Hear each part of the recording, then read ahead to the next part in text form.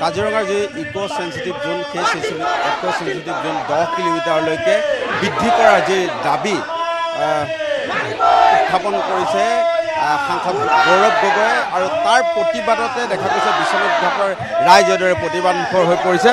কাৰণ যদি 10 কিলোমিটাৰ দূৰত্বলৈকে ইক' চেঞ্চিটিভ জোন কৰা হয় তেতিয়াহ'লে বিশ্বনাথ ঘাটো আচলতে সাঙুৰ খাই পৰিব আৰু বিশ্বনাথ ঘাটৰ লগতে বিশ্বনাথ চাৰিআলিলৈকে এই সীমা নিৰ্ধাৰণ হ'ব। তাৰ ফলত ইয়াত যুগ ধৰি হাজাৰ বছৰ ধৰি ইয়াত বসতি স্থাপন কৰি অহা লোকসকলে যথেষ্ট আচলতে সমস্যাৰ সন্মুখীন হ'ব। যাৰ কাৰণে এইদৰে আচলতে প্ৰতিবাদ মুখৰ হৈ পৰা পৰিলক্ষিত হৈছে বিশ্বনাথবাসী। এয়া আপোনালোকে দেখিছে অসমৰ মাটি বায়ু পানীৰ বিষয়ে জ্ঞান নথকা গৌৰৱ গগৈ হাই গৌৰৱ গগৈ মুৰ্দাবাদ। ইক' চেঞ্চিটিভ জোন সম্পৰ্কে জ্ঞান নথকা গৌৰৱ গগৈ হাই ইত্যাদি আচলতে প্লে কাৰ্ড লৈ এইদৰে বিশ্বনাথ ঘাটত এইদৰে দেখা গৈছে বিশ্বনাথবাসীয়ে প্ৰতিবাদ সাব্যস্ত কৰা পৰিলক্ষিত হৈছে। আৰু গৌৰৱ গগৈয়ে যি আচলতে দাবী উত্থাপন কৰিছে সেই দাবীৰ তেওঁলোকে বিৰুদ্ধাচৰণ কৰা পৰিলক্ষিত হৈছে।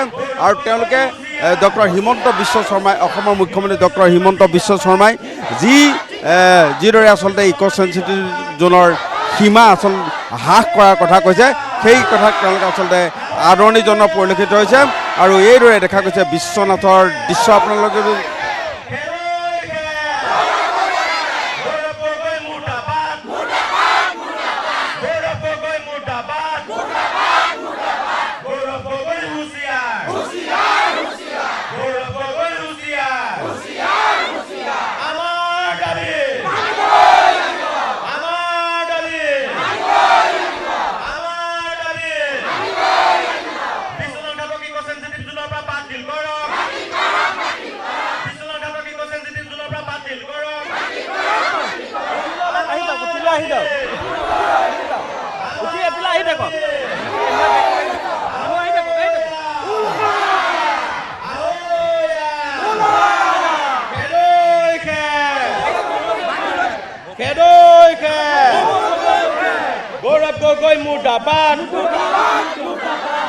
আৰু এইদৰে দেখা গৈছে প্ৰতিবাদ মুখৰ হৈ পৰিছে বিশ্বনাথবাসী ৰাইজ।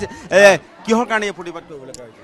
আচলতে চাওক, কংগ্ৰেছৰ যি সাংসদ গৌৰৱ গগৈ যে কৈ আছে যে ইক' চেঞ্চিটিভ জোন আপোনাৰ 10 কিলোমিটাৰ কৰিব লাগে।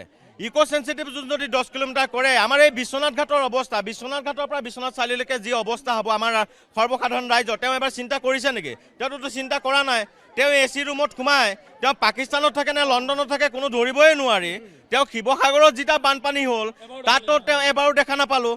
তাত আজি সেই ৰাইজৰ মাজত নাথাকি আজি যধে মধে তেওঁ আহি এটা কথা কৈ দিব যে ইক' চেঞ্চিটিভ জোন 10 কিলোমিটাৰ কৰিব লাগে। তেওঁ এইবিলাক তেওঁৰ বিৰুদ্ধে আজি আমি বিশ্বনাথৰ শ ৰাইজ আমি ওলাই আহিছোঁ। অনাগত দিনত আমাৰ ধাৰাবাহিক প্ৰতিবাদ চলি থাকিব। আৰু এই পবিত্ৰ গুপ্তকাশীৰ পৰা হিমন্ত বিশ্ব শৰ্মা ছাৰলৈ আমি ধন্যবাদ জ্ঞাপন কৰিছোঁ। তেখেতে আমাৰ এই দুখীয়া নিচলা ৰাইজৰ কথা তেওঁ শুনিছে, তেওঁ বুজিছে। তেওঁ কৈছে যে যদি ইক' চেঞ্চিটিভ জোন যদি 10 কিলোমিটাৰলৈকে কৰে ইয়াৰ জনসাধাৰণৰ কি অৱস্থা হ'ব। গতিকে হিমন্ত বিশ্ব শৰ্মা ছাৰৰ সমৰ্থনত তেওঁক জিন্দাবাদ দিছোঁ আৰু গৌৰৱ গগৈক মুৰ্দাবাদ দিছোঁ।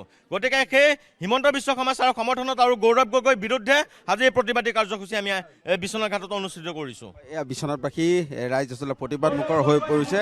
কাৰণ বিশ্বনাথ ঘাট যদি ইক' চেঞ্চিটিভ জোনৰ অন্তৰ্ভুক্ত হয় তেতিয়াহ'লে ইয়াৰ যিসকল আচলতে জনসাধাৰণ আছে, মাছমৰীয়া যিসকল লোক আছে তেওঁলোকৰ আচলতে সমস্যাত পৰিব। কাৰণ তেওঁলোকৰ যি আচলতে তেওঁলোকৰ জীৱন ধাৰণৰ কাৰণে তেওঁলোকে ভয়াৱহ সমস্যাৰ সৃষ্টি হ'ব। আৰু তাৰ কাৰণে এইদৰে প্ৰতিবাদমুখ হৈ পৰা পৰিলক্ষিত হৈছে বিশ্বনাথবাসী ৰাইজ। আৰু বিশ্বনাথ ঘাটত এইদৰে গৌৰৱ গগৈৰ বিৰুদ্ধে প্ৰতিবাদ সাব্যস্ত কৰা পৰিলক্ষিত হৈছে।